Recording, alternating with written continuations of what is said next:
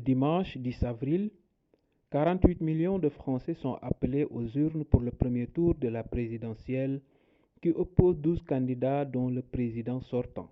Comme leurs compatriotes de l'Hexagone, les Français installés à Dakar accomplissent leur devoir civique dans l'un des deux centres de vote prévus à cet effet. Ici au lycée Jean Mermoz de Ouakam, où sont ouverts des bureaux de vote, ce n'est pas la grande affluence.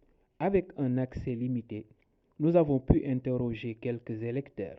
C'est sa première élection au Sénégal. Pierre Lemaire vient de mettre le bulletin dans l'urne. Pour cet ingénieur, tout se passe bien. Oui, il n'y a aucun problème, il se déroule normalement. Le même constat est fait par sa compagne étudiante Joy Bissett. Moi, j'ai pas senti de grosses différences parce que c'est la première fois que je vote. Donc du coup, je peux pas sentir de différence. Pierre Lemaire accorde une grande importance à l'expression électorale. C'est important parce que je pense qu'il y a des gens qui se sont battus pour qu'on puisse voter, pour qu'on puisse choisir pour qui va diriger notre pays.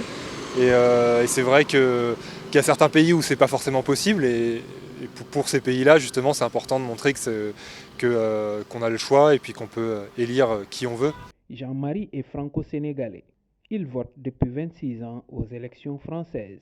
Puisque j'ai la nationalité, j'ai un droit de regard sur la politique que mène la France, quoi. D'accord? Donc je choisis mon candidat. Si je ne le fais pas, c'est d'autres qui le feront à ma place. Si aucun des 12 candidats n'obtient la majorité absolue à l'issue du premier tour, une deuxième manche opposera les deux premiers le 24 avril. Un rendez-vous que Jean-Marie n'aimerait pas manquer. Alors je réfléchirai à deux fois, mais il va falloir voter, quoi, de toute façon. Il faut finir, j'ai commencé, je termine.